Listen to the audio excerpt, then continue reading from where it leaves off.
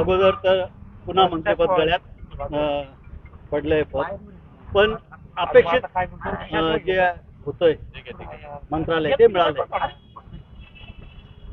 माननीय उपमुख्यमंत्री महोदय एकनाथजी शिंदे साहेबांच्या जिव्हाळ्याचा शिक्षण हा विषय आहे आणि या संदर्भातलं त्यांनी मला कल्पना यापूर्वी दिलेली होती आणि या विषयामध्ये त्यांना गरीबातल्या गरीब माणसालाही त्याच्या पाल्याला चांगलं शिक्षण मिळालं पाहिजे, क्वालिटी शिक्षण, दर्जेदार शिक्षण मिळालं पाहिजे, या दृष्टिकोनातनं कार्य त्यांना अपेक्षित आहे. आम्ही सर्व मालेगावकर जीवाचं रान करू आणि संपूर्ण महाराष्ट्रातून एक गुणवत्तापूर्ण शिक्षण गरीबातल्या गरीब विद्यार्थ्यालाही त्या ठिकाणी मिळालं पाहिजे, या दृष्टिकोनातनं प्रयत्न करू. पण तुमच्या मनात हा शालेय शिक्षण मंत्रालय होतं का आणखी दुसरं? मला वाटतं की माझ्या मनापेक्षा उपमुख्यमंत्री महोदय, मुख्यमंत्री महोदयांच्या मनामध्ये काय विषय आहे ते जास्ती महत्वाचं आहे आणि म्हणून त्या दृष्टिकोनातनं आम्ही सगळे मिळून कार्य करू. नवीन मंत्रालय आहे, काय आव्हानं, काय नवीन त्याच्यात रूपरेषा आणि काय आपण ठरवलंय, काय करणार? मला माहिती आहे या विषयामध्ये अनेक आव्हानं आहेत. विद्यार्थ्यांचे पालक असतील, विद्यार्थी असतील, शिक्षक बंधू भगिनी असतील, संस्था असतील, या सर्वांना विश्वासात घेऊन त्यांच्याशी चर्चा संपन्न करून यापूर्वीच्या काळामध्ये अनेक शिक्षक बांधवांनी भगिनींनी अतिशय चांगलं कार्य संपन्न केलेलं आहे. अनेक शिक्षण समित्या आहेत, त्यांनी गावाने पुढाकार घेऊन त्या गावांच्या शाळा चांगल्या केलेल्या आहेत आणि म्हणून या सर्वांचं मार्गदर्शन घेऊन त्यांना सोबत घेऊन आम्ही पुढे काम नेऊ. आपत्याच्या शेवटच्या दिवशी मंत्रीपद डिक्लेअर करण्यात आलं. पालकमंत्री पदाचा तेढ हा जिल्ह्या राज्यभरात आज तसं प्रलंबित आहे. मला वाटतं की माननीय मुख्यमंत्री महोदय, दोन्ही उपमुख्यमंत्री महोदय चर्चा करून त्या ठिकाणी विषय पुढे नेत आहेत. 1-2 दिवस पुढे पाठीमागं होतात या गोष्टी, त्याच्यामुळे त्याच्यावर खूप काही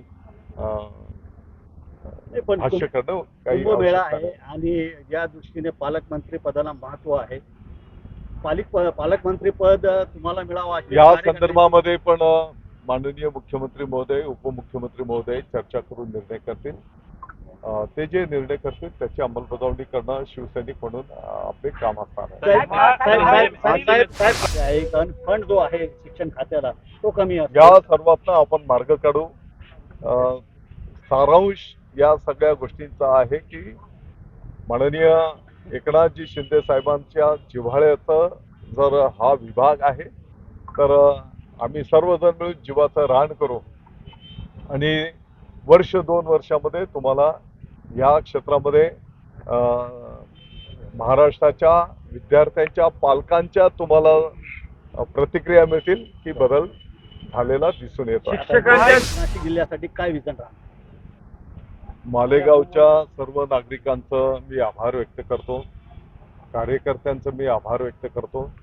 महायुतीच्या कार्यकर्त्यांनी जीवाचं रान करून आपले स्वतःचे कामधंदे, व्यवसाय, घराचं काम सोडून त्यांनी धनुष्यबाणाचा महायुतीचा प्रचार केला. ज्ञात अज्ञात लोकांनी आशीर्वाद दिले आणि त्यामुळे धनुष्यबाणाचा लाखाच्या फरकाने त्या ठिकाणी यश प्राप्त झालेलं आहे आणि म्हणून विकासाची जी गाडी आपली मालेगावची निघालेली आहे ती आणखी जोमाने पुढे जाईल.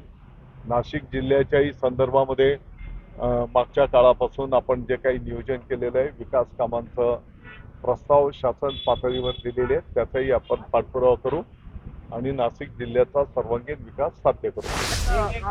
राज्यातील जवळपास 60,000 एकरचे द्राक्ष बाग शेतकरी तोडू लागले.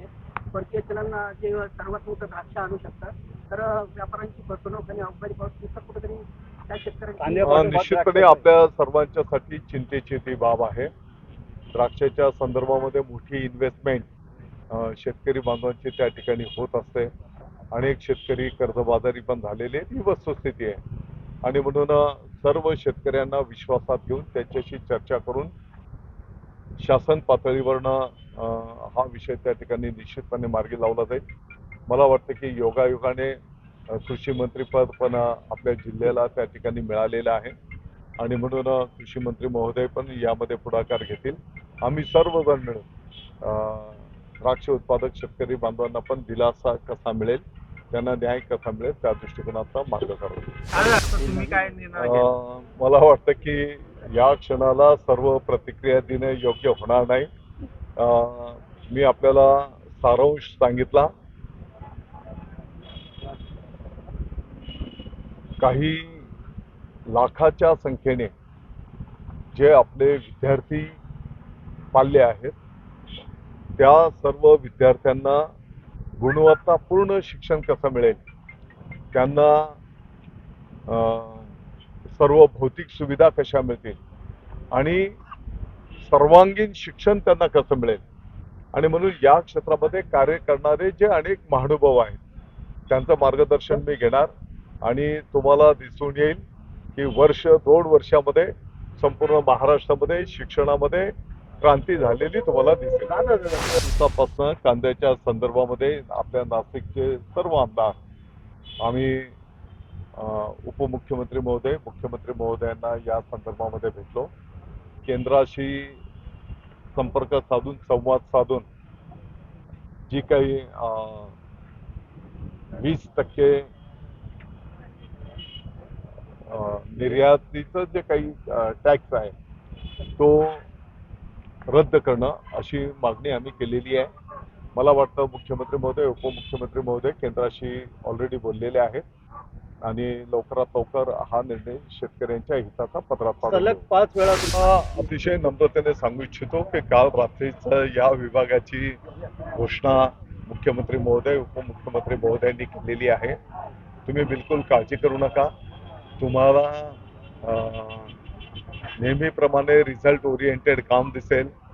शिक्षण मंत्री खेड्यातल्या शाळेंमध्ये जाताना तुम्हाला दिसेल, शहराच्या शाळेच्या मध्ये भेट देताना तुम्हाला पूर्ण विभाग दिसेल आणि एकंदरीत काय की आपल्या सर्वांचं जे उद्दिष्ट आहे गरीबातल्या गरीब कुटुंबाच्याही पाल्याला विद्यार्थ्याला त्या ठिकाणी एक क्वालिटी शिक्षण मिळालं पाहिजे.